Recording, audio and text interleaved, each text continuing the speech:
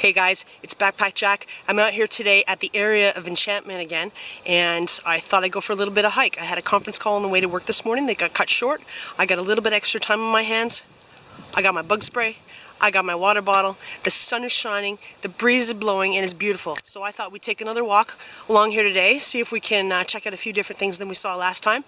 And I thought I'd take you along with me. Let's hit it.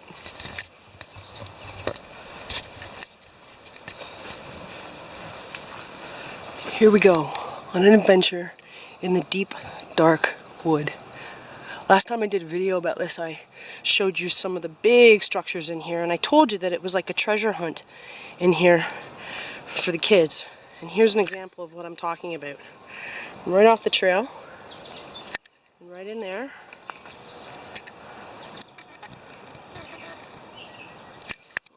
Can't see it that well. There's a face carved in that tree. Top of the tree is gone, it's dead. And there is face number one.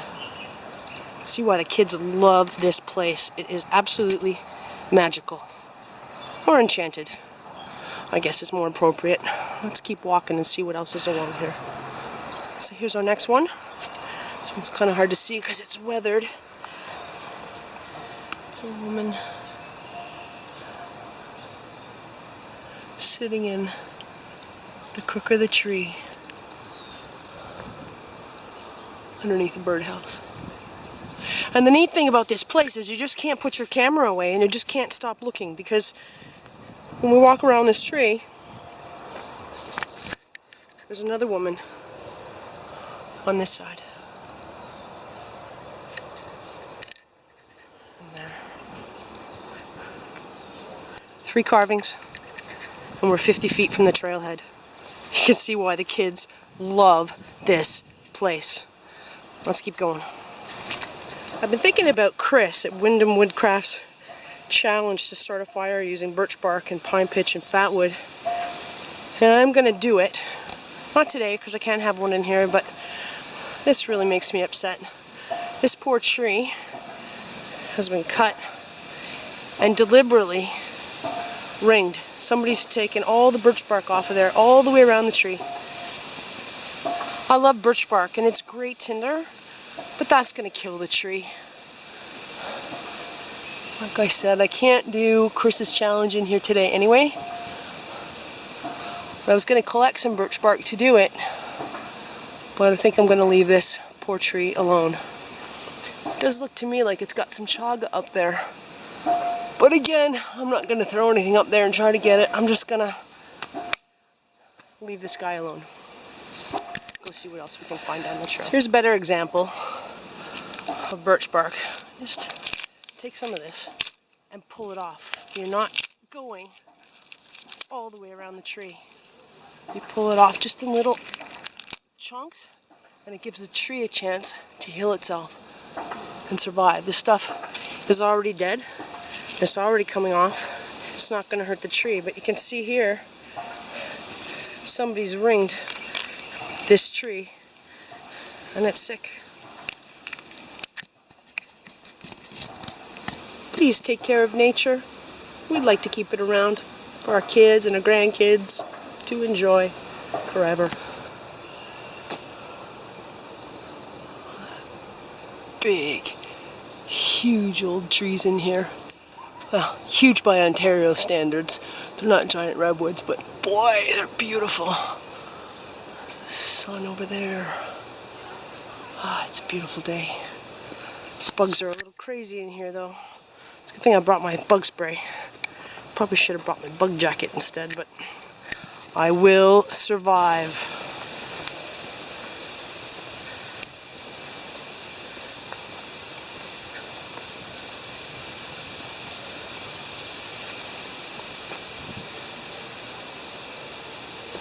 Hey puppers.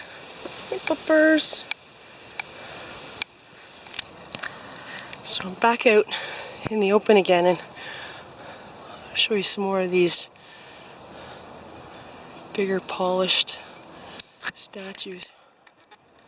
This guy appears to be a Viking or some such thing.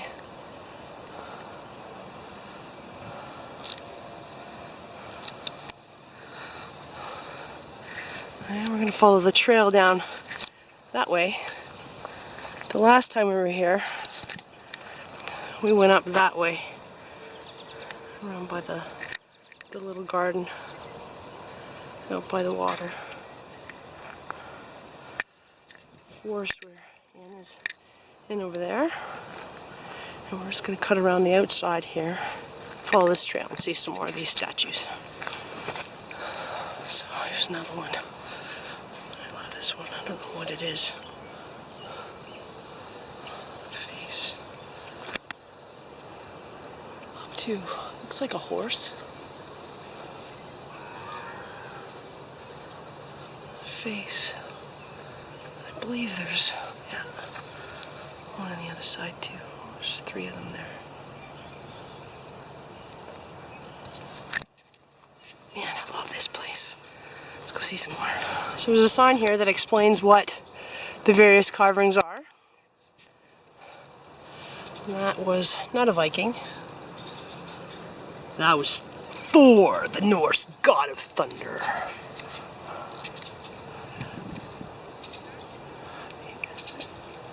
There's the last one we saw, called the Bridge Builder. So we take the path back into the forest again. The sun is beautiful and the breeze is beautiful. There's not so many bugs out here, but there's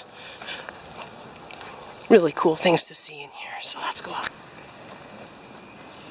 The cool thing about this place is you have to keep looking around and you have to get up close to nature, because sometimes something that looked just like a spot where a tree lost a limb turns out to be a cool little carving. Last year I spent a good chunk of the spring and the summer trying to find berries.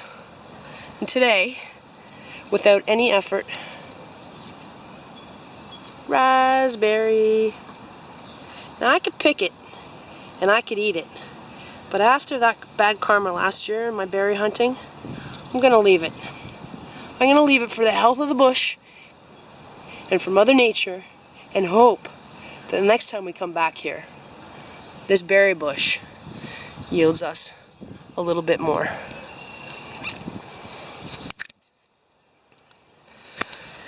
The forest floor in here is riddled with tree roots. It makes for very uneven walking,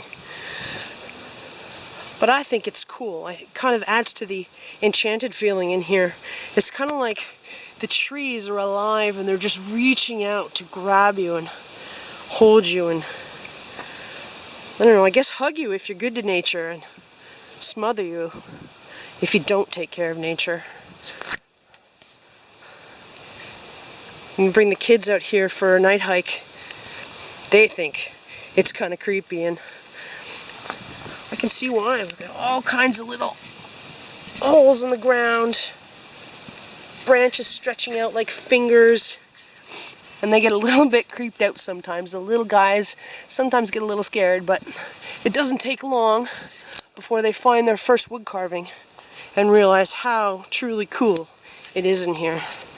It's a place to come for a nice little adventure and make some wonderful childhood memories.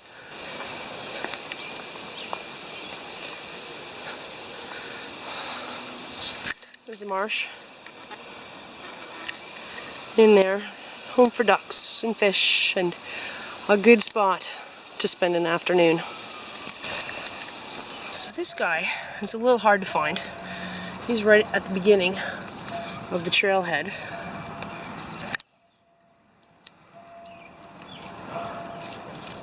There's Merlin.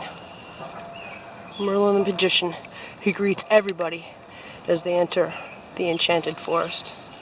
It's kind of hard to see him now because the forest is overgrown, but it sort of adds to the charm of the place that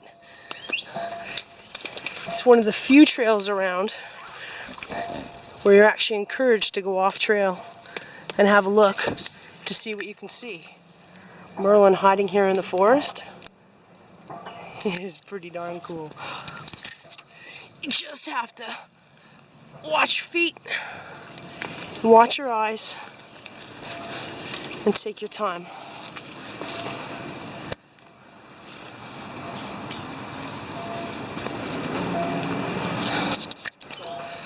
So that's it.